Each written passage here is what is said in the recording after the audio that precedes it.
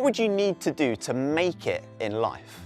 What would it take for people to look at you and say, wow, their life is incredible? Thousands of followers on social media, the hottest boyfriend or girlfriend, earning a ton of money, maybe even becoming famous.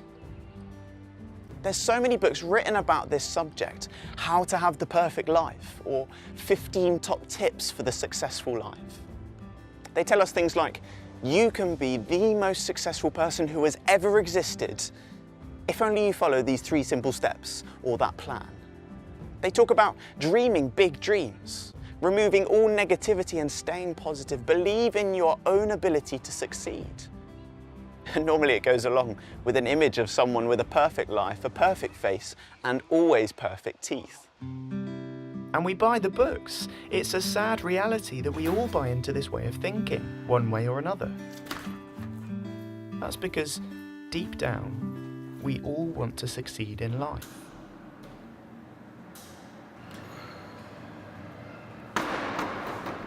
In the world of sport, each team will usually have a coach to teach them and train them in how to win at their sport. The main job of the coach, usually a former player or someone with considerable experience and expertise in the sport, is to sit them down before they play and say to them, this is how you can win. What if you had a coach for your life? Someone who could sit you down and give you the perfect strategy for succeeding in life? What if Jesus, the one who made the heavens and the earth, were to sit you down and take a look at your life, your relationships, your future, your decisions, your church, your school, your struggles, your opportunities, and eventually he looks you in the eye and he says to you, okay, now I'm going to tell you how you can succeed. This is how you can win at life.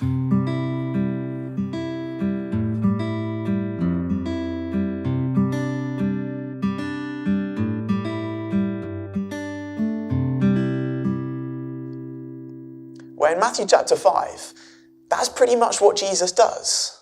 Like a head coach of a sports team about to compete in the match of their lives, Jesus sits down with his disciples and spends time teaching them how to win. You might not have realized this before, but Jesus wants his people to succeed. But our definition of success and his aren't quite the same thing. You probably noticed that word blessed is used quite a bit at the beginning of Matthew chapter 5. It's not an easy word to define, but it essentially means happy or prosperous. This is a word used to describe someone who is succeeding in life. So Jesus begins his coaching session by telling us 8 ways that his disciples can live the blessed life. 8 ways we can win, succeed at life as his disciples. Let's take a look at some of them. Look at verse 4. Blessed are those who mourn, for they will be comforted. You see, the world's way of thinking about succeeding in life is mostly to do with being happy. If you've got yourself to a place where you're happy, no matter what the cost or how anyone else is feeling, then the world reckons you've got everything sorted. But Jesus says to succeed as one of his disciples, you need to mourn. That doesn't mean being sad all the time, but rather being sad at the things God is sad at. For example, when we see a friend being mocked and ridiculed, does it upset us? When we see on the news all sorts of terrible things going on in our world, are we brought low, even to tears? When we look at our own lives and the sin that we so quickly fall into, do we despair at the state of our hearts? Our good, loving Creator God looks at all the injustice and mess and sin in the world and in the people he has made, and he is truly saddened by it all. Later in Matthew 23, Jesus even weeps over the city of Jerusalem because they haven't recognized him for who he is. They're lost without him, and it breaks his heart. Jesus was so brokenhearted by sin that he came to be broken for our sin when he died on the cross. And that's the kind of attitude of heart Jesus urges us to have when we consider sin and its effects in the world. Our world will say happiness is the key to success, but Jesus says the key to a successful life begins not with happiness, but mourning, heartfelt sadness at the consequences of sin. Jesus says that mourning over sin is one of the keys to living a blessed life.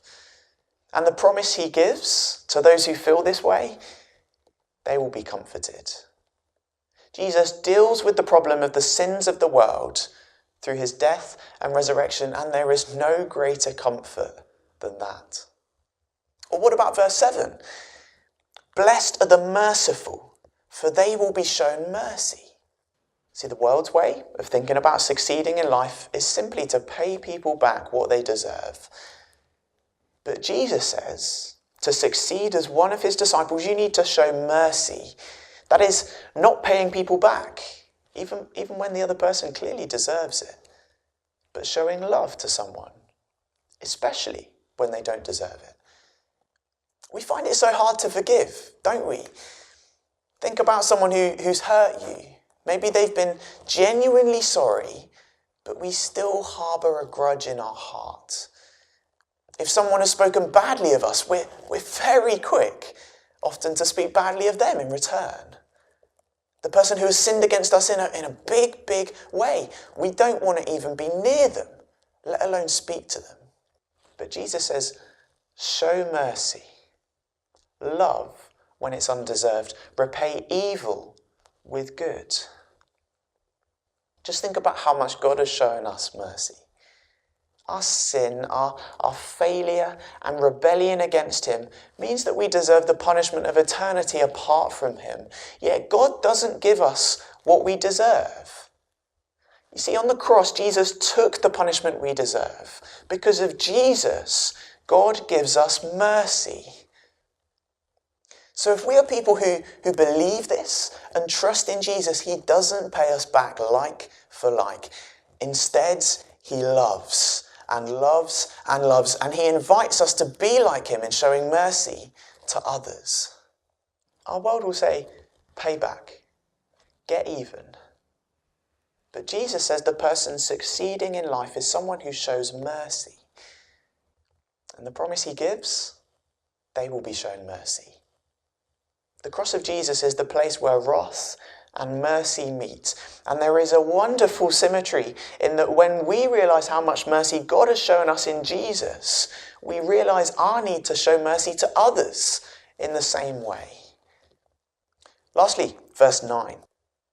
Blessed are the peacemakers, for they will be called children of God. The world's way of thinking about succeeding in life is to take what you want by force. But Jesus says to succeed as one of his disciples, you need to be someone who makes peace. When you're at home, do you live peacefully with others, or do you fight for what you want? Do you bring people together and build them up, or do you divide and tear down? Or think about it like this. Is life more peaceful when you're not around than when you are? But there is more to this than just peace with our friends and family. There's two types of peace we all need. There's the peace between us and other people, but there's also the peace that we all need between us and God. We can and should try to make peace with other people wherever possible, but this can be only truly done when we are at peace with God. And peace with God is only something that Jesus can bring. So, to be a peacemaker, we must first ask Jesus to make us at peace with God through his death on the cross. Then we can ask him to help us to be people who make peace with others. Our world will say, fight for what you want, whatever the cost. But Jesus says the person succeeding in life is someone who makes peace, starting with asking for peace with God for themselves. And the promise he gives, they will be called children of God.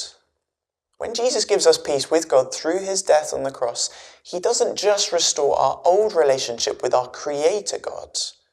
He gives us a new relationship with our Father God as his adopted children. Can you see how Jesus turns success upside down? Jesus' way and our way of looking at how to win at life is totally different. Our world will say that you're succeeding in life if you're rich, happy, powerful, if you're putting yourself first, full of revenge, never letting people see the real you, fighting for what you want, and never facing opposition for it. But what does Jesus say? In lots of ways, the complete opposite.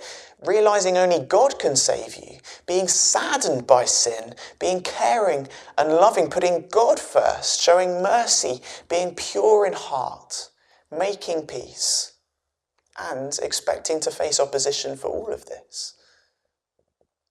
If you're looking for an easy life, then don't live Jesus' way. His way is hard. Brilliant, but hard. If we take all that Jesus says about how we can succeed as his disciple, then we're going to stand out from the crowd. There's no doubt about it. People are going to look at you and see something different, just as Jesus said they would. In verses 13 to 16, Jesus says, "You're salt, you're light, you're a town built on a hill." You see, in our dark, self-absorbed world, Jesus calls his people to stand out, to be distinctive, to be blatantly and obviously different. Imagine you get to the end of your life. You look back over all the things you did and thought and said. Wouldn't it be terrible if none of it really counted for anything? Wouldn't it be a waste to devote your time and money and energy to the way our world says that you can succeed, only to find out it was the wrong way to succeed after all? Jesus shows us the way to live a truly successful life, the sort of life he lived. But our success in life, and more so our success in death, is linked to Jesus in a much deeper way. The essence of living a blessed life is being someone who humbles ourselves and looks to God instead. Later on in his ministry, Jesus said that if we want to gain our lives, we must first of all lose it. Jesus invites us to lose our lives with him by faith through his death on the cross. In return, Jesus gives us real life, his successful, blessed life of being right with God. How can you succeed in life? How can you live the life that God wants you to? The answer is simple. Don't look to the ways of the world, but to Jesus. Trust in him, his death in your place and resurrection to new life. And then the blessed life that Jesus lived will be credited to you by faith. If you're a disciple, if you're his disciple, be different, be distinct. Because you are different, you are distinct. You're the salt of the earth, you're the light of the world, you're a town built on a hill, and that cannot be hidden. Jesus wants you to succeed in life. Not the way the world thinks about success, but his way. It's radical and it's really hard, but it really is the best way to live.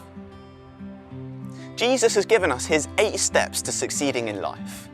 But more than that, he has walked those 8 steps for us. So, by faith in Jesus, let's live them out. And let's show the world what true success looks like.